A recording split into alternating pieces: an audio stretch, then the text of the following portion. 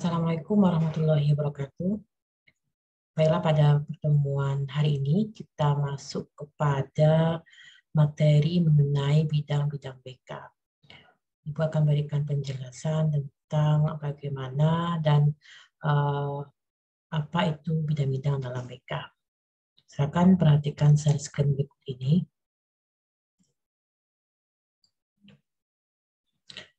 Oke, kita masuk ya kepada bidang-bidang BK, di mana pokok materi dalam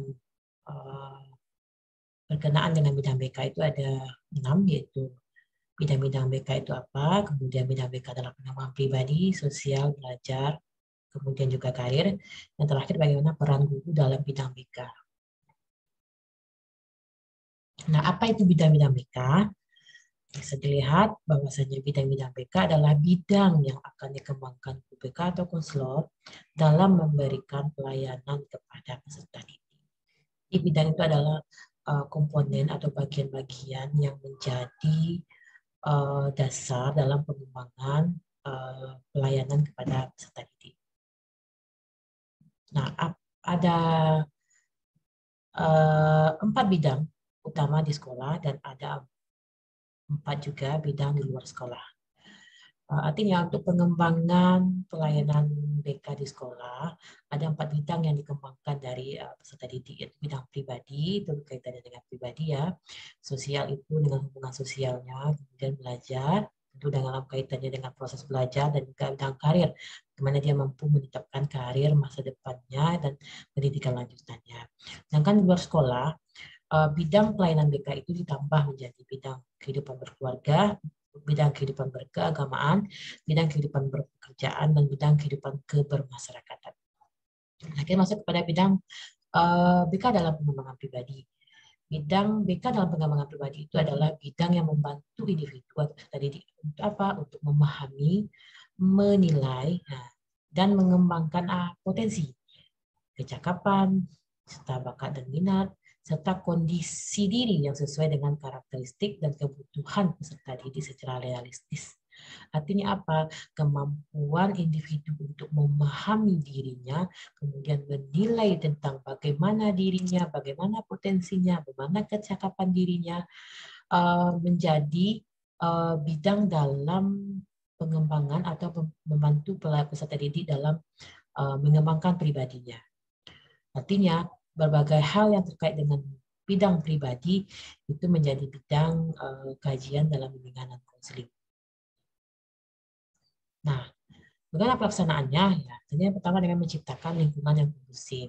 Artinya dalam proses belajar itu memang perlu juga kita memahami karakteristik keunikan masing-masing peserta didik. Karena setiap individu itu adalah unik. Jadi dengan menciptakan lingkungan yang kondusif, yang juga sesuai dengan karakteristik dan juga keunikan individu, tentunya akan membantu siswa itu bisa mengembangkan dirinya, mengenal dirinya, mengembangkan potensi-potensinya. Kemudian interaksi pendidikannya akrab, artinya memang dibutuhkannya apa ya, stimulus-stimulus, sentuhan-sentuhan psikologis sehingga antara peserta didik ataupun pelaksana pendidikan itu dekat dengan siswanya. Yang ketiga, mengembangkan pemahaman diri dan sikap-sikap positif serta keterampilan-keterampilan yang dimiliki. Nah, biasanya ini siswa itu diarahkan untuk mengisi instrumen untuk pengembangan dirinya, kemudian dia juga bisa mengisi mengikuti kegiatan-kegiatan ekstrakurikuler, kemudian diberikan penguasaan keterampilan-keterampilan dalam belajar sehingga dia bisa mengembangkan potensi dirinya dan mengenal dirinya sendiri. Nah, dalam bidang sosial, tentu kaitannya ke sosial, bagaimana UBK membantu individu atau peserta didik untuk mengembangkan kemampuan hubungan sosialnya yang sehat, baik itu dengan teman sebaya, baik itu dengan anggota keluarga, kemudian warga, lingkungan sosial lebih luas.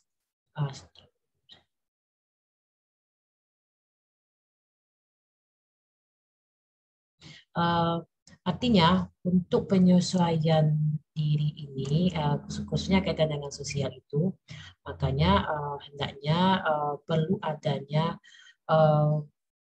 proses ataupun penyiapan lingkungan belajar yang menyenangkan bagi siswa, penyiapan interaksi belajar yang baik dalam lingkungan sosialnya, baik di sekolah maupun di baik itu di kelas maupun di luar kelas.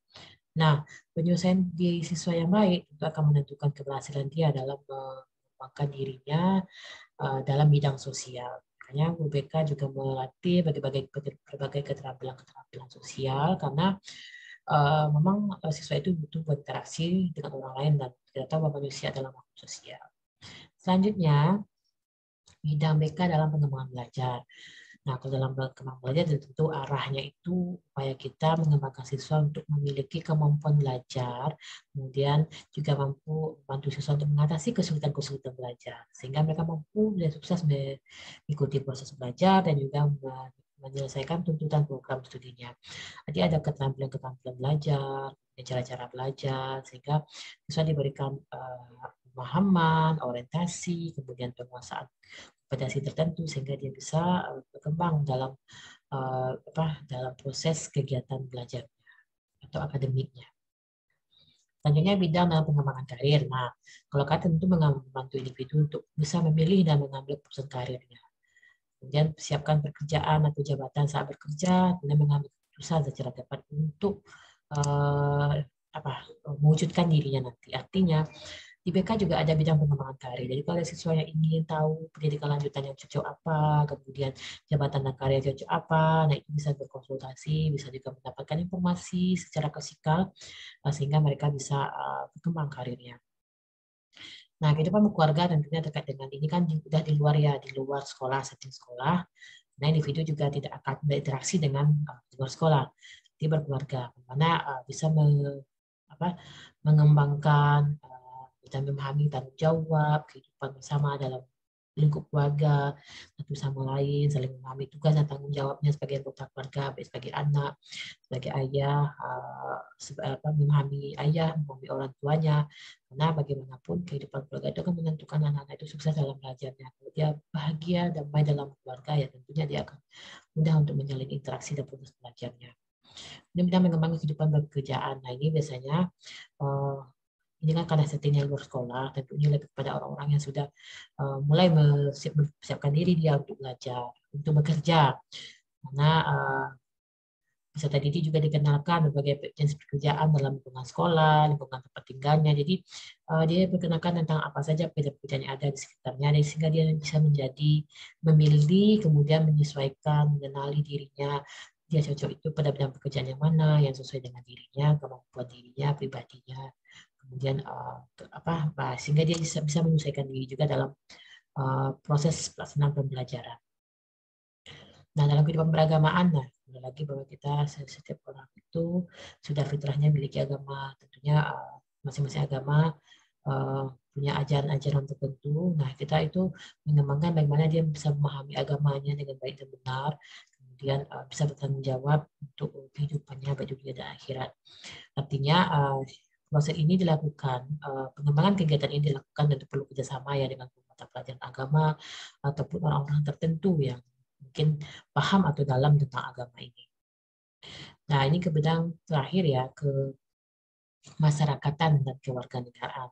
Nah, tentu kita juga membantu siswa diorientasikan, menginformasikan tentang bagaimana dia berperilaku yang benar di masyarakat, serta bagaimana dia berperilaku yang sesuai dengan norma yang ada. Nah, bagaimana peran guru dalam pengembangan bidang BK? Ya, yang pertama, tentu dalam prosesnya peran guru dengan BK itu harus sejalan ya, antara peran dan tugas guru dalam pelayanan BK. Artinya harus ada kesatuan makna, pemahaman yang sejalan antara bagaimana proses pelayanan BK dengan tugas dia sebagai pelajaran. Bagaimana BK itu bisa saling BK dan guru mata pelajaran itu saling mengisi satu sama lain sehingga bisa bidang-bidang yang akan dikembangkan itu bisa akhirnya dicapai maksimal oleh peserta didik. Nah, apa saja perannya? Ibaratnya untuk konselor mengidentifikasi siswa-siswa yang memerlukan layanan BK serta pengumpulan data tentang siswa. Artinya memang guru BK bersedia untuk membantu siswanya, mungkin melihat siapa saja yang membutuhkan layanan BK, kemudian mengkonsultasikannya, menginformasikannya kepada guru BK. Apabila nanti ada hal-hal yang perlu dilakukan terkait dengan pengumpulan data, baik itu tentang data diri, dan itu bisa memahami dirinya, atau data tentang keinginan untuk arah karirnya, kemudian data-data lainnya. Nah, diharapkan guru mata pelajaran juga memberikan kesempatan atau membantu untuk bisa terkumpulkan data tersebut. Yang kedua, membantu masyarakat dan pelayanan bagi siswa. Makanya ini dipelajari oleh guru-guru, calon-calon guru mata pelajaran, karena dengan tahunya dia tentang BK, apa saja peran BK, pentingnya BK, manfaat BK itu, maka itu diharapkan bisa memasyarakatkan BK, pelayanan BK kepada siswa. Jadi kalau ada siswa yang merasa terindikasi sepertinya butuh pelayanan lebih lanjut dengan guru BK, maka bisa mungkin disarankan kepada siswa tersebut untuk menggunakan ataupun memanfaatkan pelayanan BK. Kemudian mengalihkan ke siswa yang membuka pelayanan BK ini tadi dia ya. Kalau ada siswa-siswa yang mungkin tidak bisa ditangani lagi dalam dari segi kemampuan guru mata pelajaran, maka bisa dialihkan ke guru BK, karena orang yang kalau sudah mulai ada berbagai kesulitan yang dialami oleh siswa, tidak bisa ditangani oleh guru mata pelajaran. Kemudian juga menerima alih siswa alih tangan. Nah, kebalikan juga. Jadi kadang-kala mungkin ada beberapa hal, pelayanan khusus, pengajaran, latihan, program perbaikan yang mungkin hanya bisa kompeten dilakukan oleh guru mata pelajaran, maka itu diharapkan guru mata pelajaran juga mau untuk menerima siswa yang alih tangan itu. Karena tentu sesuai dengan bidangnya lah, kalau orang ahli yang memberikan pengajaran tentu dia akan lebih bisa mahir dalam bidang itu. Kemudian membantu dan mengembangkan suasana kelas, hubungan guru, siswa, dan hubungan siswa-siswa yang menunjang pelaksanaan pelayanan BK. Nah, seperti penjelasan tadi bahwasanya bahwa BK itu pada dasarnya itu siswa itu butuh pengembangan dirinya secara pribadi. Kemudian tentunya dengan kalau pribadi itu kita menciptakan suasana yang kondusif sehingga masing-masing pribadi itu bisa berkembang secara optimal. Kemudian siswa itu butuh juga berkembang secara sosial. Nah, kemudian kita bisa interaksi dan mengembangkan kemampuan sosialnya. Kemudian memberikan kesempatan dan kemudian kepada siswa yang memerlukan layanan BK untuk mengikuti atau menjalin layanan atau kegiatan yang dimaksudkan. Jadi memberi kesempatan kalau siswa ingin mengikuti layanan, misalnya layanan konseling individual atau layanan yang kelompok, dan mungkin itu akan menggunakan jamnya BK, mungkin siswa bisa mata pelajaran diharapkan juga memberikan kesediaan hatinya untuk memberikan jamnya untuk melakukan kegiatan itu.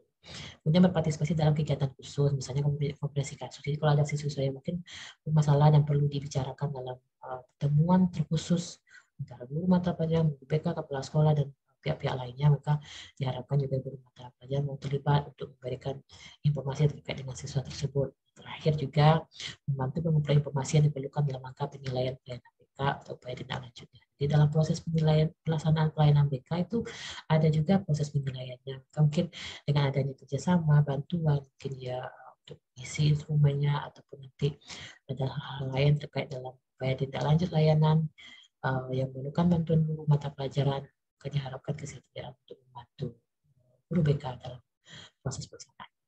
Baik, itu saja penjelasan dari Ibu. Semoga bermanfaat.